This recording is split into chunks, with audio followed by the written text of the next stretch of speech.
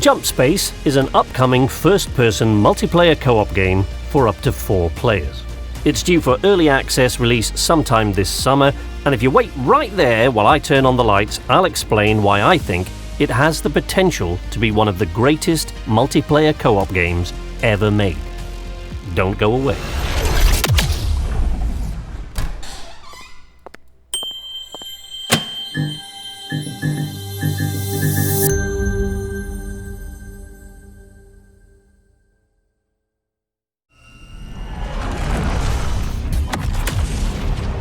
Welcome to the arcade, I'm Sleepless Night, and I'm going to be honest, I wasn't really sure how to start this video because I've seen this game described many times as Sea of Thieves in space.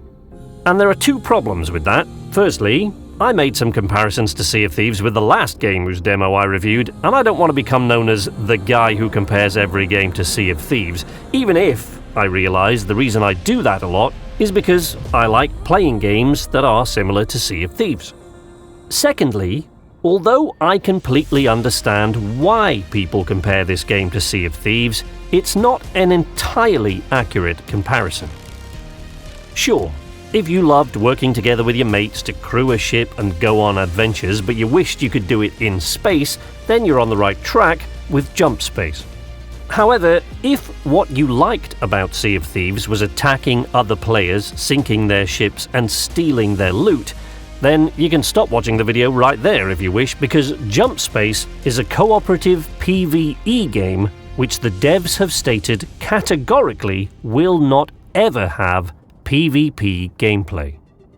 Sorry PvPers, this is where we leave you. If you want a true Sea of Thieves in space PvP experience where you can blow other players up and steal their stuff, then Wildgate is probably the game you're looking for. As far as Jumpspace goes, those who thrive on player versus player action might well be the only multiplayer gamers who will be disappointed with this game, because there is something in Jumpspace for virtually everyone else. I mean, I guess if you really hate space games, then it's unlikely to win you over, but you probably should have swiped left on the cover art alone if that was the case, so I'll assume you're still here. Speaking for my own crew, although we love playing together, games that can hold the attention of all 4 of us for any real length of time are few and far between, as we are all quite different kinds of gamers.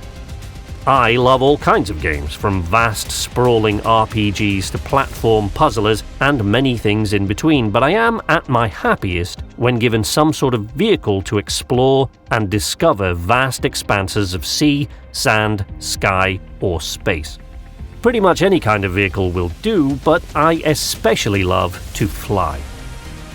The other 3 in my crew are, in no particular order, an arcade-loving brawler who thrives on fast-paced, close-quarters combat, an RTS-loving strategy gamer who enjoys overseeing and managing unstable systems and fighting for squares on a map, and an objective-driven hardcore role-player who is a game lore devotee with a preference for ranged combat. Jumpspace, somehow, ticks all those boxes at one time or another, and it does it with style and humour. And we're only at the demo stage. After playing this game for a few hours, one of our group said they should just release it into early access now, like this. And the demo has proven so popular that I've seen many people saying the same sort of thing. And while I don't agree that the demo showcased a game ready for release, I have seen games that weren't in as good shape as this at full price public launch. Why don't you release the demo as early access? You want to pay $80 for this demo? Like, come on. The fact that Keepsake Games were shocked by people asking them to release this speaks volumes for their commitment to delivering an entertaining and immersive co-op experience, which will hopefully continue to grow and improve through early access and after launch. What the demo gave us was a tiny taste of what is to come. They let us out in the beginner ship with limited tools into what amounts to a fenced-off bit of the backyard. There was very little upgrading available, limited scope in the missions, and almost no customizability, and still it was thrilling. After a brief single-player prologue, you are returned to the hangar, where the multiplayer experience can begin.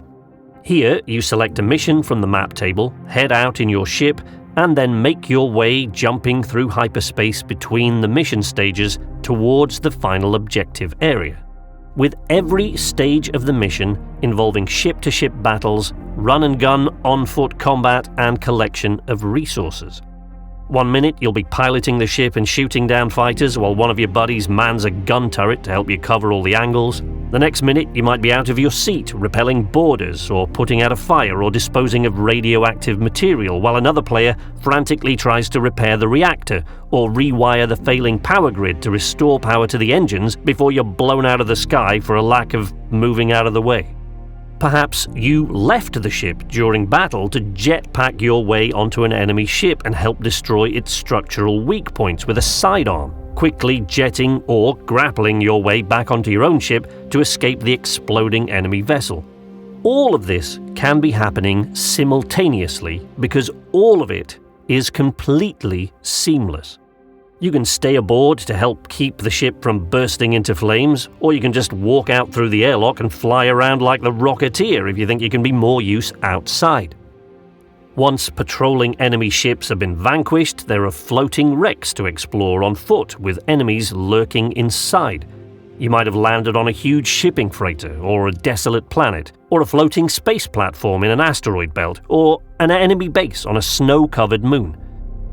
For most of these, you might be able to leave someone aboard the ship to make repairs while the rest of you head inside on a raid for supplies or an assault to disable a hyperspace inhibitor, hoping to return to a space-worthy vessel instead of the burning piece of wreckage that fought through batteries of centuries to bring you all here in the first place. But sometimes the game will force you to bring everyone you have by locking the next area behind a door or an elevator to a lower level which requires 2 or 3 or perhaps even 4 people to operate it. But all of these things scale with the size of your party, so if you just don't have any buddies, the game will supply one for you, in the form of an overzealous multitasking robot called, well, Buddy. He is very, very efficient, if sometimes slightly annoying, and if you're on your own, he functions as another multi-talented member of the crew, tending bar in the wreck area of your ship when he isn't busy blowing enemy fighters out of the sky in a desperate attempt to impress Iris, the ship's core computer. From what I gathered during 20-something hours of playing the demo, Buddy also seems to perform some crew duties if you are playing Jump Space with one other person. But once the ship has 3 player crew members aboard, he seems content to stay behind the bar in the wreck area, even if the ship around him is engulfed in flame, riddled with bullets and leaking radioactive waste like a scorch beast chewing on a Nuka-Cola truck. So it is possible to play this game by yourself, with BuddyBot as an extra pair of hands to keep the ship flying, but it really comes alive when you're fighting through waves of machines in a raid on an enemy cargo freighter alongside friends.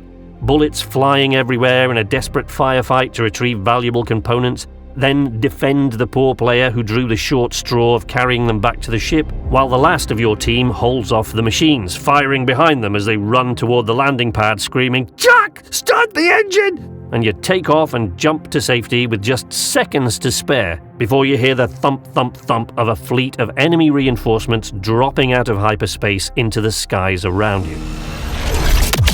Then it's back to the safety of the hangar to enjoy a beer and a little target practice, not necessarily in that order.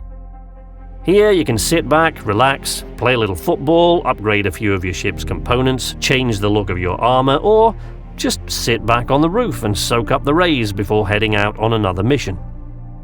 This game is just that fun. Even at the demo stage, it is already amazing, and the attention to tiny details and little humorous interactions is fantastic.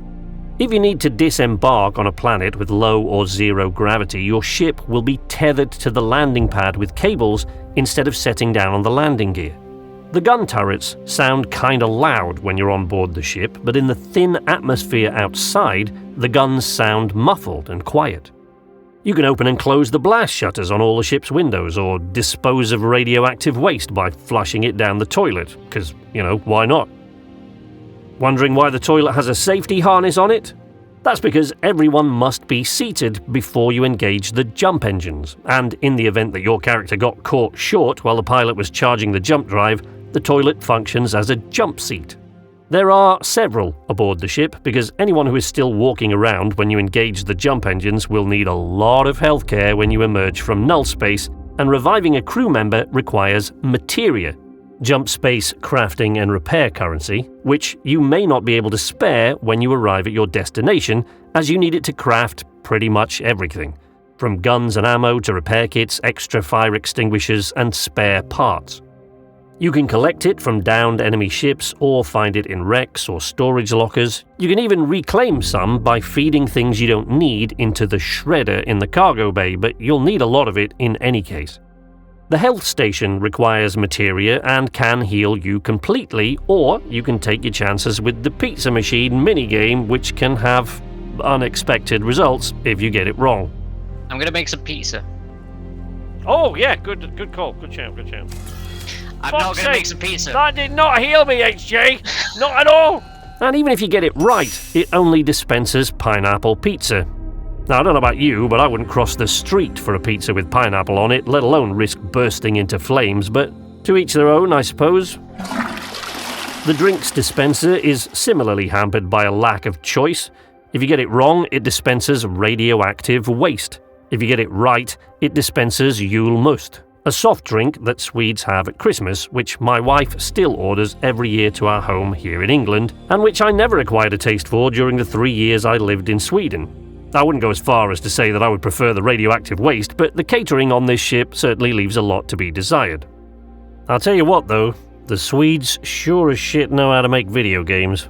Some of my favourite games of all time come from Swedish developers, and I fully expect Jump Space to take its place on that list by the time it launches. As I said before, I wouldn't go as far as others have in saying the game should be released at the stage the demo was at. There were several things in the demo that need improvement, but the devs know that perfectly well and have mentioned them in Q&A sessions on the Jump Space Discord. At this point in the game's development, you are rewarded with XP and credits on completion of a mission. The XP increases your rank, and the credits are used to buy ship upgrades and suit cosmetics. But any materia you have collected is just gone. And any weapons you found, likewise. Which makes it pointless collecting exciting new weapons towards the end of a mission because they won't be there when you return to the hangar, and you must craft them all over again when the next mission begins. I personally think a good solution would be to convert any remaining materia into credits on completion of a mission, but this wouldn't solve the end mission loot problem, and game director Philip Koulianos hinted at a quote-unquote really cool solution they are working on in a recent Q&A which he was confident would make everybody happy, so I guess we'll see. I mean, of course there were issues in the demo. The weapon's lock-on needs tweaking, the power grid was resetting after every mission, the weapon feel leaves a little to be desired, boarding enemy ships could do with being a bit more interesting, there were quite a few controller input conflicts, I personally didn't care for the current inventory system, and the economics of the game's various currencies are in dire need of a rebalance, but we are not even in early access yet. Be honest, when was the last time you played a completely finished, launched game where absolutely everything in it was exactly the way you wanted it to be? I, for example, would quite like HOTAS support for flight in Jump Space, but this isn't really a spaceflight simulator. The game allows you to switch rapidly and seamlessly between flying the ship and running around on the ship, repelling enemy boarders or putting out fires or raiding an enemy base. Missions are fast-paced, and all these things happen all the time throughout the missions, so as much as I might like it, it's easy to see that implementing HOTAS support is neither an especially good idea nor a particularly good use of development time for a multiplayer game where the most likely setup for most crews is that one person will be piloting the ship, and even that person will only be in the pilot's seat for about 40 to 50% of the time. So, is everything perfect just yet? No, of course it isn't. The reason I believe this game has the potential to be one of the most perfect multiplayer co-op games in its finished state is simply because the game is already one of the most fun and exciting co-op games I have ever played. And all the little holes players are talking about that might otherwise be barriers to this game achieving its remarkable potential are either already being filled or being talked about as high priorities by the developers themselves. And we aren't even in early access. The demo did what a demo is supposed to do, which was to whet our appetites for the more fleshed out, more polished version of the game, and it did that spectacularly.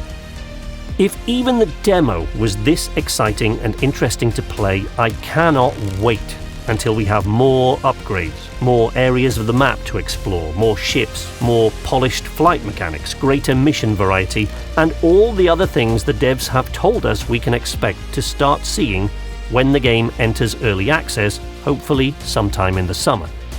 The guys at Keepsake have shared some of their plans for the long-term future of the game, which include, but are not limited to, an endless mode, which might not necessarily be available during early access, but which they want to implement in the future for those of us who will probably have a hard time putting the game down. People want to see more ship options in the game, and ship design seems to be one of the things Keepsake are most excited about. Kulianos recently said they will have someone working on ships continuously for a long time, so you can expect a lot of variety there as the game develops. Some of the features players have requested are high on the priority list for early access. Some of them are being worked on by the devs right now. Some of them are technically already possible, but they haven't got quite right. And some of them are already in the game, but just weren't in the demo because, once again, it was just a demo. Of my regular crew, the three of us that have so far played it simply cannot stop singing its praises. And the fourth has only been held back from playing it because he doesn't own a PC. So I think I can say with a great deal of confidence that you will see this game here at the arcade a lot, and probably for a very long time once it releases. The final public launch of Jump Space will come to Xbox as well as to PC sometime in the future, but Keepsake Games plan to announce the early access release date at Gamescom on August 20th. I have no affiliation or contact with Keepsake Games at all. The views I've shared here are entirely my own and those of the few friends I played the demo with, but I highly recommend you wishlist this game if you haven't already, and let me know your thoughts in the comments. Did you play the demo? What did you think? If you haven't, what do you think of what I've told you about the game and what you've seen so far? That's all from me, but you can follow me or support me in any of the places mentioned in the video description or in the arcade channel header. Leave a like if you like this video and share it with somebody else who you think might like it if you think it's up their street. But until next time, this is Sleepless Night saying nighty-night.